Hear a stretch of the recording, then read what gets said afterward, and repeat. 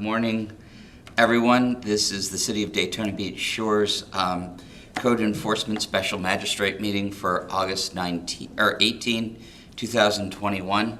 I note that there is no one here except for staff. If we do have an interested party come in, then I will give the instructions as to how the meeting is conducted, but I'm sure the chairs have heard it before, so I'm not going to go through it. Is there any, regarding the minutes, I'm sure everyone has had a chance to review them. Are there any changes? Discussion? All right, the minutes are approved.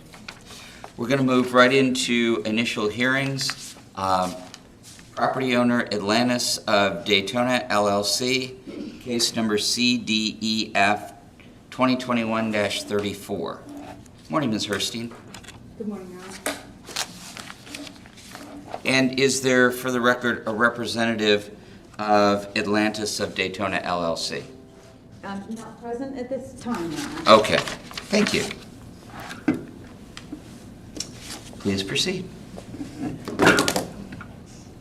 Actually, why don't we swear you in? To start, do you solemnly swear to tell the truth, the whole truth, and nothing but the truth, so help you God? I do. Okay.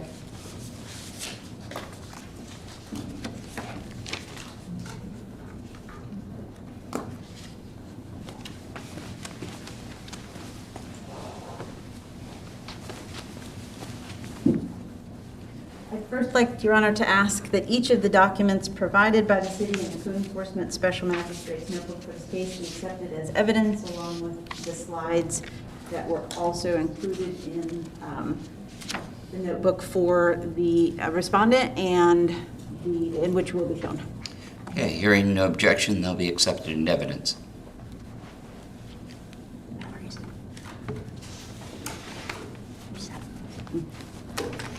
Thank you, Your Honor.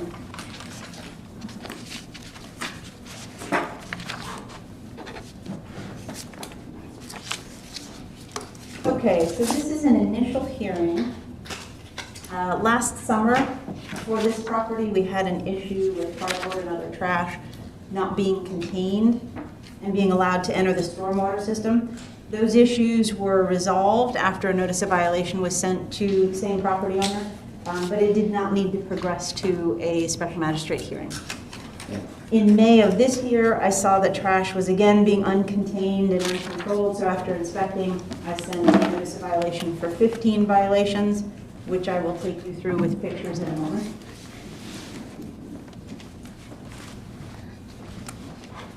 I was a little surprised this is the first one we've ever had regarding just trash. Usually. During the inspection, there were other violations noted, but primarily, certainly trash is what drew me to the area. Okay. Definitely.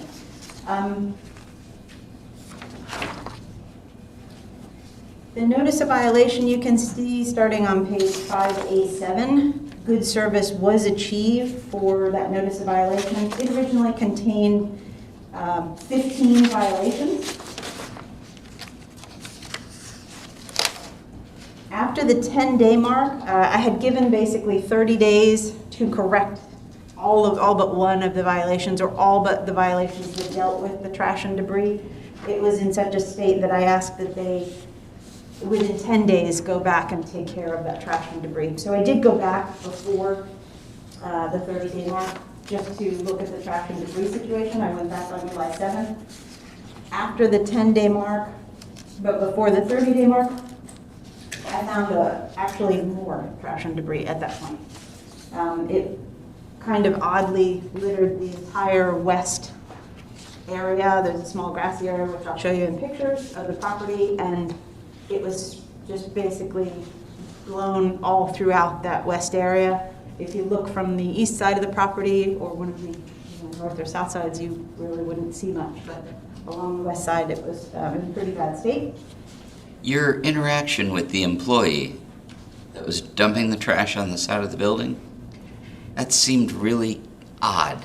I got the sense that the employee was uncomfortable speaking to me, so I didn't prolong our interaction. I mean, basically, in front of me, they hurled a bunch of boxes into the dumpster, well, the partial dumpster enclosure, and it's kind of like, hey, what gives? Good morning, what's going on back here? And they really did not want to speak, and so I figured I was better off talking to the manager anyway. Okay. So I went inside that day that I re-inspected on July 7th. I did speak with the manager. They were extremely busy. The manager was the one working the register, and so I left my card and said, please call me when you get a free moment. She did. We talked at length about the trash and debris. She said it had been picked up. I said I have pictures showing the exact same pieces. You have sort of distinctive trash, certain gift shop items, and the same things are in the same spots. She said, yes, you're right, it wasn't a great job that they did. But she said she would take care of it. So when the 30 days were up, I went back to re-inspect the bulk, all of the violations to see if they had been addressed by that point. At that point, one of the 15, violation E, was that some plywood had been stored. It had moved around a couple places. It had been behind This is the plywood? Unit, a couple pieces of plywood, yes, behind an AC unit, and that had been removed, so that violation no longer stood, but 14 others remained. One of the violations was about trash containers being left on the site after 7 p.m. the pickup day. So after the 30-day mark, I went on July 19th, but I went the next day after 7 p.m. to verify whether that was still a violation, and it was. When I went that day, it happened to be raining. It was between 7 and 8. It happened to be raining, and I was able to actually see trash being carried down by the water in the street into the storm drain, which is really what caused us to look seriously at this to begin with. That's a real problem. The trash is so uncontained that it's making its way into the storm drain system. Okay, so at that point, July 23rd, I sent the statement of violation request for hearing and notice of hearing. You can see that beginning on page 5A16. The service was achieved for that mailing. I happened to be speaking with the property owner a few days later about an unrelated property. He's actually purchasing another property in the city. He has 2 gift shops now with the same name, and he's looking at, or in the process, due diligence phase of buying a third property to put a gift shop onto. So this person is local? Yes, Your Honor, I believe Ormond Beach. Okay, so it's not like somebody in Minnesota owns this and Correct. wouldn't have an opportunity to have a look at it. Okay. No, I don't see him, the registered agent and manager of the ownership company at the site. I can't think of a time that I have, but he is local. Right, but I came from Ormond Beach this morning. Sure. You could certainly drive down and have a look at his own property. Certainly, yes. So we ended up talking about this one. We were talking about another property that he was looking at purchasing, but we ended up talking about this. I said, please call me about this if you have any questions about what's going on. We talked. We went at length, violation by violation, as to what he planned to do. And basically, one of the things that he said was there was somebody who was going into their trash and ripping open bags and spreading it out along the west side of their property, and then going inside and asking the manager if they would pay them $20 to clean it up. So we talked about some things that he was planning on doing to shut that down. I'd like to go through the pictures and the violations briefly, if I might. Okay. Violation A was for solid waste and/or recyclables placed out for collection earlier than 5 p.m. the day before scheduled collection. And as you can see, the dumpster, 3 walls of the dumpster enclosure are there, but the doors are not in place. And so there's really not going to be any way until those doors are replaced unless they take the enclosure inside for them to contain it. And having walked around the store looking for the manager that day, I know that door goes into the closest door to this goes into the store. There's no like ante room or any place that they could conceivably put it. So unless it's just sitting in their store. I went back on July 19th before 5 p.m. and saw actually there was additional. It was still visible and it was overflowing, and there was even more garbage that day than the first day that I had gone. Violation B, solid waste containers left adjacent to the street later than 7 p.m. on collection day every Tuesday. They, at this time, had 1 collection day, which is Tuesday, for one toter. And as I had discussed with Mr. Mamane, they produce more garbage than could possibly, on a weekly basis, fit into one toter and be contained. So he has attempted since that time to add a second toter. As of yesterday, it still has not been delivered. Waste Pro is very busy right now, but it's on the list. Right. Violation C, property's solid waste is not being contained and is being allowed to enter the stormwater system. You can see my initial picture on May 4th up there with all the just scattered debris around. And then when I went back, as I said, it had been raining, and all those circles are pieces of trash that were just making their way down to the storm drain, which you can see at the bottom of that picture right there. Depressing, unfortunately. Violation D, property not being kept free of refuse and debris in the form of trash and cardboard concentrated on the west side of the building. You can see my the upper left pictures, the initial inspection, and a similar kind of a situation on July 7th when I went back to check just about the debris. Violation E, that was for the plywood. The circle's kind of not in the right place. The purple one should be shifted a little to the right. It morphed, moved around, but it's been removed along with those boards that were behind it. Violation F, open storage of trash and garbage west of the building. Again, until they have the dumpster enclosure doors on, there's not a chance that they're going to be able to put garbage back there and have it not be open storage. Violation G, graffiti is present on the meter cabinet on the west building face. Not much, but some, and it has not been removed. It was still there last night when I went. Violation H, disconnect box deteriorated with rust, west building face. This is probably the most time consumptive of all of the remedies, and this is the one reason that I will be asking for longer than I might have otherwise given. You can see it in the top left picture, and then the bottom two, you actually get a pretty good side view of it too. The front looks bad, the side, that south side looks even worse. It's deteriorated. It's not just a matter of being able to paint it and go on about your business. It needs to be replaced because right now it's not keeping anything out. Violation I, cable cover missing, west building face, should be a simple fix. Has not been done yet. It was not done as of last night.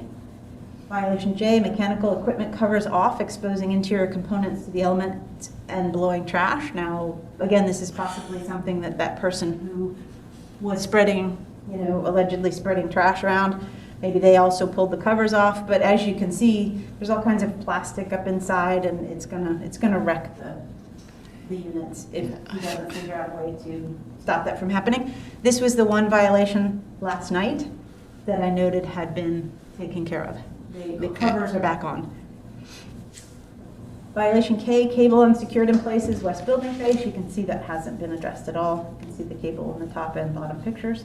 And mainly I'm speaking of that just dangling cable. It's not a big issue, it's just not sightly and is a violation, so I needed to add it, so I'm not going back to him in a month saying, hey, you have this too. Violation L, downspout straps remain where no downspout is in place, southwest corner of the building. You can see the purple circle showing the 3 straps, and then the yellow circle on the follow-up on July 19, showing that it's still the way that it looks, and it is that way as of last night. This is 2 violations, M and N, gutter section missing on the southwest corner of the building. That's the pink circle at the top, and then downspout is missing. That's where the straps were from the southwest corner of the building. He needs to replace this or remove the gutter system. It's got issues, and both of those are still that way as of last night. So when I went at the beginning, I could see that some of the gutter pieces were had started to separate. That's all those pink arrows. And when I went back on July 20th, when it was raining that evening, you can actually see the rain kind of coming down through all. It either needs to be replaced properly or removed and the site restored with no straps and painted and everything.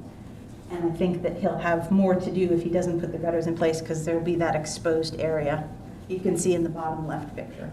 Easier just to put the gutter pieces back together and put the missing pieces in place, and that's what Mr. Mamane said that he thought he'd do. This is a picture of, or a screenshot of the permits. To this point, you can see basically the bottom, this is since late 2012, the bottom 3 rows are for permits 2018 and older. This 2021 permit is for something that's not related to any of these violations. Okay, so at this point, my recommendation is for 30 days for a complete cleanup of the trash and debris. And again, they had definitely addressed some of what had blown into a chain link fence on the neighbor's property, which was nice. Most of that was removed as of last night. They had completely cleared out what was inside that dumpster enclosure, but again, all along that grassy area, last night there was still trash and debris. So that stands. Basically 30 days for complete cleanup of the trash and debris with the dumpster enclosure in place is my request. That would be September 17th of 2021. And that's for violations C, D, A, B, and F. And that's C, D, A, B, and F. And then I'd like to give 90 days for the remainder of the issues because again, it's going to require permitting to replace that disconnect box.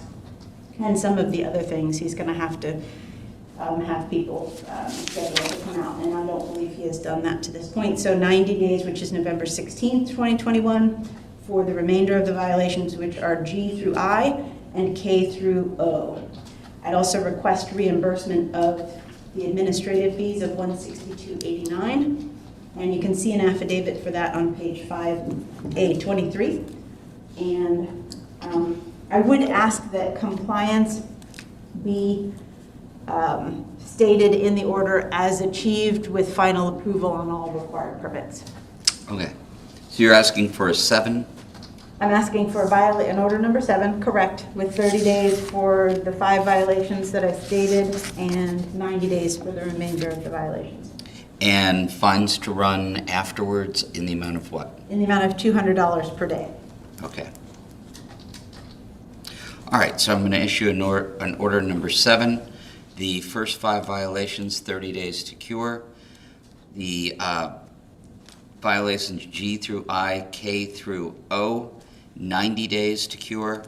Order that failure to cure on either section will be $200 per day.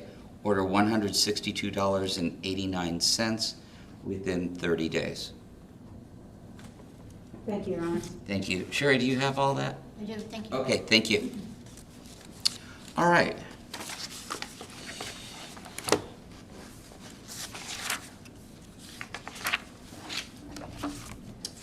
Next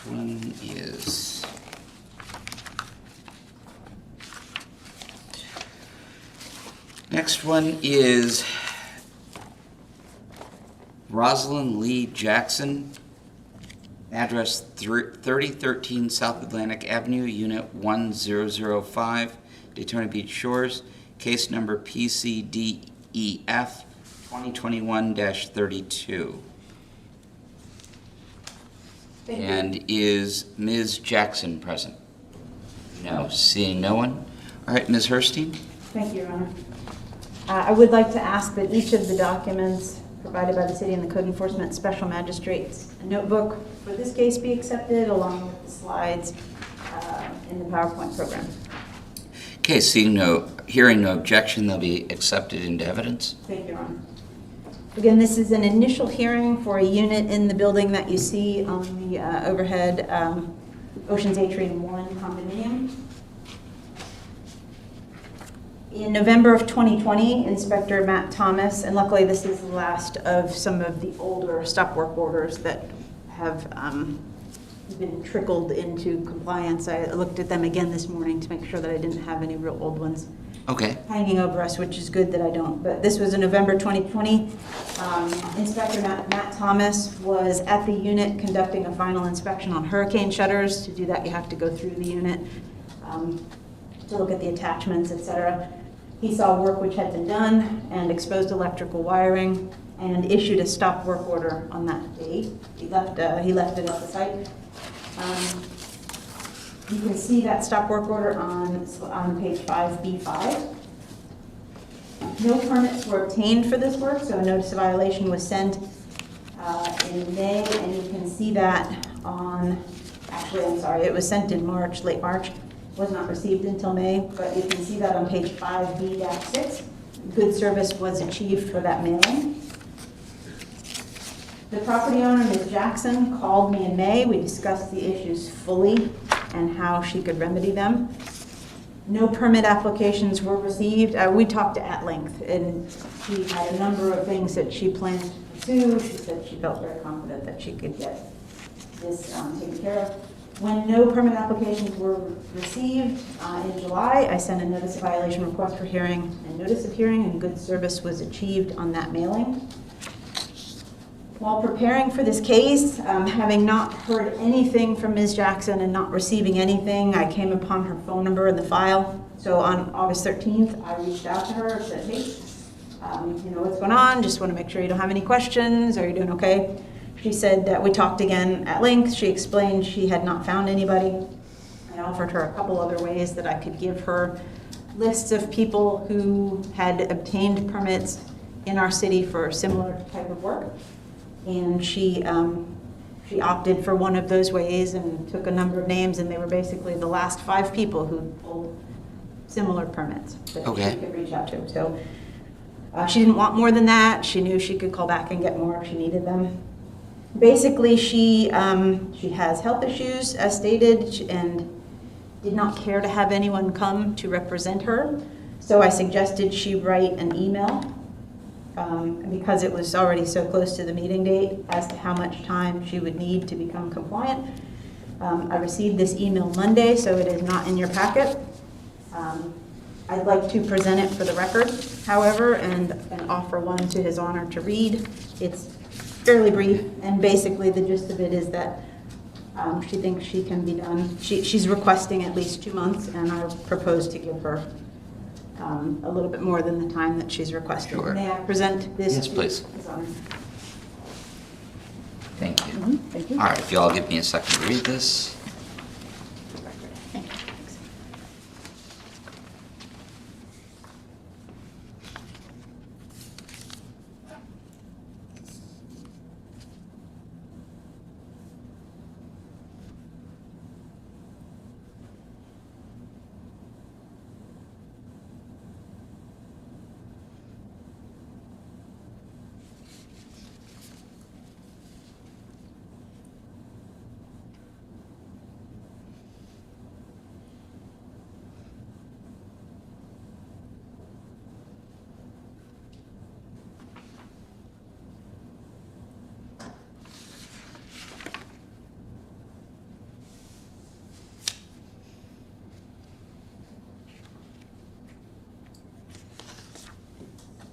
Okay.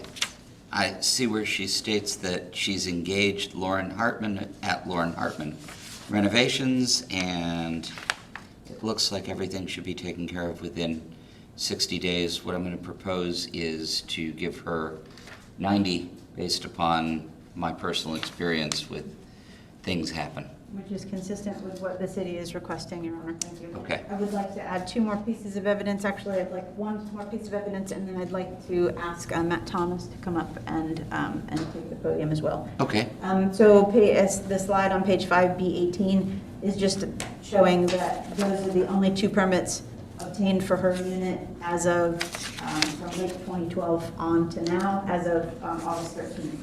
That's what has been submitted. Nothing further has been submitted since this slide, though. Just basically showing there was the reason that Matt was there was for the inspection, that top line for the accordion shutter. Okay. Okay. So I'd like to ask, I'd like to make my recommendation and then ask City Inspector Matt Thomas to come up, if I might. The city would like to request order number 7, give 90 days or until November 16th, or fines of $150 per day would begin. And we'd like reimbursement, to request reimbursement of the fees of $149.09, and you can see the affidavit on page 5B17.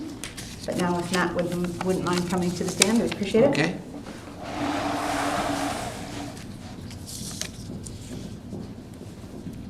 All right, Mr. Thomas, how are you? Good, and you? Good. Could you raise your right hand, please? Do you solemnly swear to tell the truth, the whole truth, and nothing but the truth, so help you God? Thank you, Matt. Would you please state your name, your position, and how long you've been with the city? Matt Thomas, building inspector, 13 years. Thank you, Matt. And the documents bearing your name, which have been introduced to the record today, true and accurate of those you created, that's namely the stop work order and notice of violation? They are. Thank you. And do the events as they've been presented by the city represent a true and accurate account of your understanding of the facts of the case, as far as what you have personally dealt with? Okay, and is there any information you'd like to clarify or add to assist the special magistrate with his determinations today? No.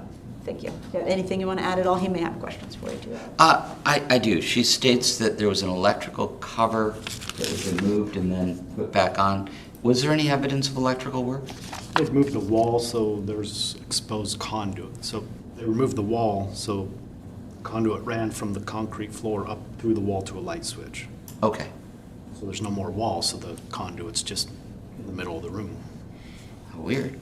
So Okay. it may not have been exposed wiring, but the conduit and boxes were just hanging in the air.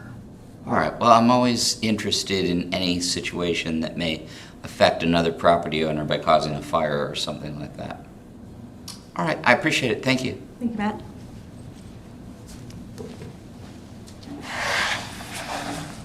All right. Anything else, Ms. Hursty? Nothing further to add other than the recommendation that we made. Okay, I'm going to order number 7, give the homeowner 90 days to correct the problem, or 150 days thereafter shall accrue. Order $149.09 to be paid within 30 days. Thank you, Your Honor. And just to clarify, that was $150 per day if they were not. Yes. Okay, thank you, Your Honor. All right, I see that we were noticed for our next hearing at 10 o'clock. I have received instruction from our city clerk and our code enforcement and condemnation hearing clerk that we must wait until 10 o'clock. Yes. Is there any other business till we recess till 10 o'clock? Not at this time. Your Honor. Okay, all right. See you all back on the record at 10 o'clock. Is this a slow day in the city? I have